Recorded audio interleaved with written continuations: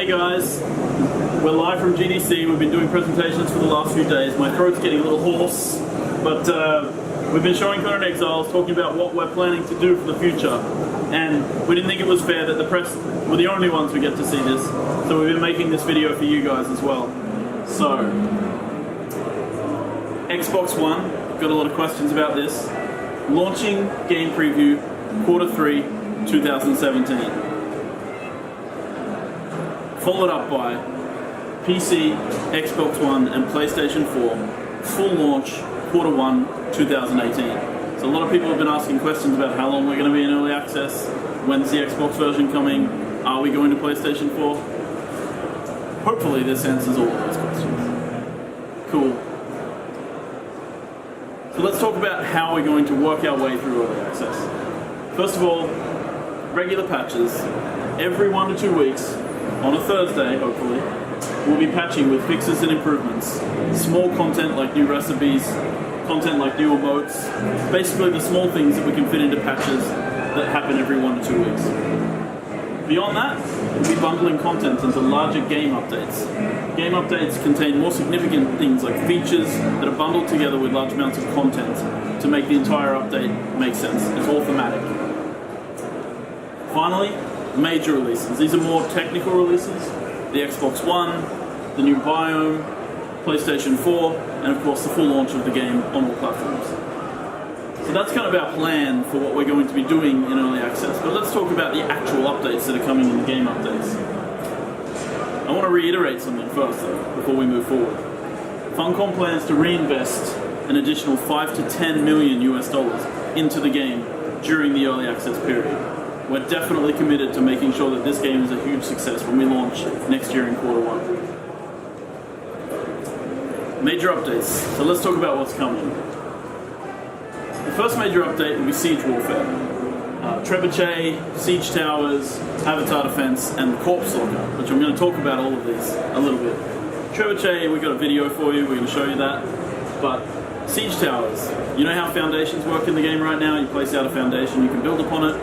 Siege towers are going to be mobile foundations, something you can place on the ground with wheels, then build on it in whichever shape you like. You can craft your own unique shaped siege tower, Trojan horses, whatever you feel like. And then you'll be able to push that around the playfield with your friends in order to attack enemy bases. A lot of players have been asking us for avatar defense. That is defense against the giant god avatars that stalk the world. And we've cooked up a system that allows you to basically place out a protective shield around your city, which means that you'll have to decide which god you want to defend against. So there's a bit of a rock, paper, scissors gameplay element there. You'll have to know which god your enemies worship, and which one they're going to be bringing to the party. Finally, the Corpse Locker. This is one of those interesting and unique mechanics that sandbox games allow us to make. You'll be able to capture enemies, kill them, drag their corpses into a locker, and then that locker, over time, their corpses will rot, and then you'll be able to put those corpses into the trebuchet and fire them over the walls of your enemy cities in order to spread disease and pestilence in the streets. We think that's a pretty cool idea.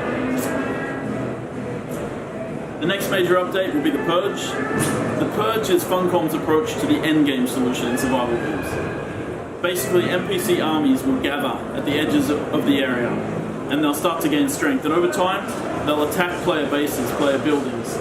And the idea is, of course, on a PvE server you want to build up defense against them. On a PvP server you might want to try and trick them into attacking an enemy base or attacking your enemies. But there's an additional element to the Purge that we think is kind of interesting. Taking out part of the Conan lore, people will be riding with the Purge, legendary villains and heroes from the Conan stories. And you'll be able to capture them and turn them into NPCs that work for you using the thrall system. So the idea is to facilitate this sort of defensive and aggressive gameplay. First, defending your base from the Purge, but also going out and hunting down legendary NPCs, recipes, and items from the Purge. A lot of questions about this one, the mount system. We'll be adding mounts to the game, and we want to make sure that taming mounts is not a tedious process in Endgame. So the idea is, you go out, you find mounts, you lasso horses, you knock them out, you can drag them back to your base just like a thrall, but we wanted to add a few multiplayer elements to this. So if you want to capture a rhinoceros, for example, you're going to have to bring some friends. You need 5 or 6 people dragging that beast across the wasteland, bringing them back to your animal pen to be tamed, to be used in battle later on. Every mount will have their own unique role in the game. Camels, for example, are going to be inventories. Pardon me. Camels, for example, are going to be inventories that you bring with you, load them up with stuff, and then ride them back to your base. Horses are going to be focused on mounted combat. You'll be able to use lances to joust, fight your friends, fight from horseback, fight your enemies, and rhinoceroses and elephants, they'll be siege mounts. They'll be for knocking down enemy walls and taking control of enemy cities. Let's talk about sorcery. Sorcery is, in the Conan universe, sorcerers are always the bad guys.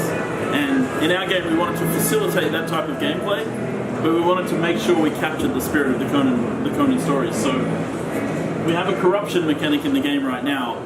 The more time you spend in the dark and evil places of the world, the more corrupted you become, the more sickly and twisted, the less health you have, the less strength you have, the more your statistics go down, the more squishy you become.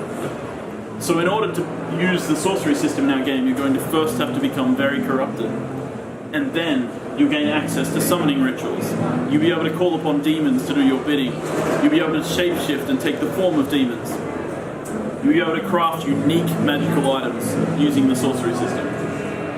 And of course necromancy, which is a favourite of mine, is the ability to replace your human thralls with skeletal thralls. You'll be able to kill things, bring them back from the dead, and then make their skeletons go to work for you.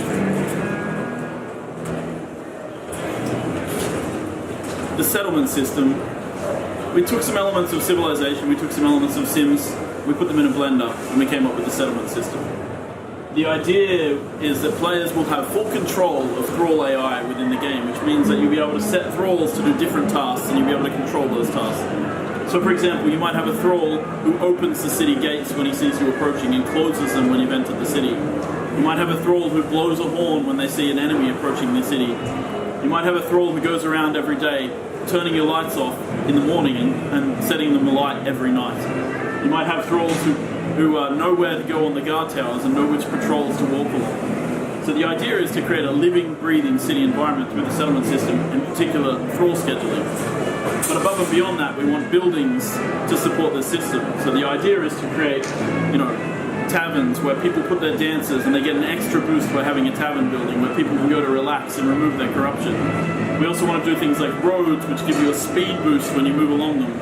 And of course, we consider this a natural conflict point because if you're building roads between bases, you're going to be traveling along them, and then your enemies in PvP will know where to find you when they want to. So, we're hoping the settlement system brings an element of life and dynamic AI to the world. Of course, not everybody wants to play the game in the desert, so this is introducing our first new biome, the Highland biome. The Highland biome comprises of, obviously, highlands. It's very much the Sumerian type area and the Vanaheim type area of the Age of Conan franchise, the Conan franchise. So, snowy mountains, scrubby highlands. We'll be adding a temperature system to the game, which means that you'll need to wear warm clothing when you want to go into the snow areas. It means that you want to wear cooler clothing when you're back in the desert. And of course, every new biome comes with things like new factions, new creatures, new areas to explore, new points of interest, and new religions with new gods to follow, and new avatars to learn to control.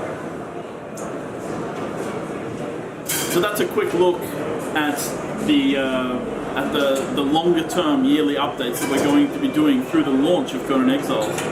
But I wanted to show you what's coming very, very soon for the game. So let's have a look at what's coming in the next month. So, the very first thing that I want to talk about is the dying system. As you know, we have quite a bit of character customization and character creation in the game, but we wanted to bring that level of customization to players' personal effects, armor, weapons, and items.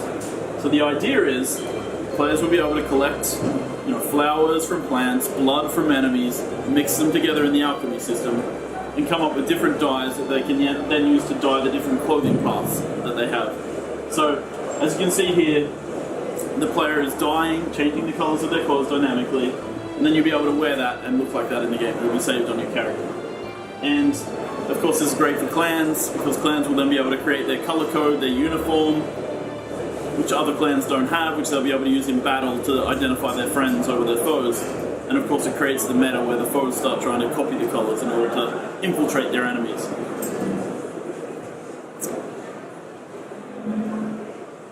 Next up, we have the siege weapon. So one of our first updates is going to be the trebuchet, and I want to talk a little bit about our philosophy behind the trebuchet. First of all, the trebuchet is placed on a rotatable base, and you have to build it up in several parts, and those parts are very heavy, needing you to either make several trips or several people to carry them.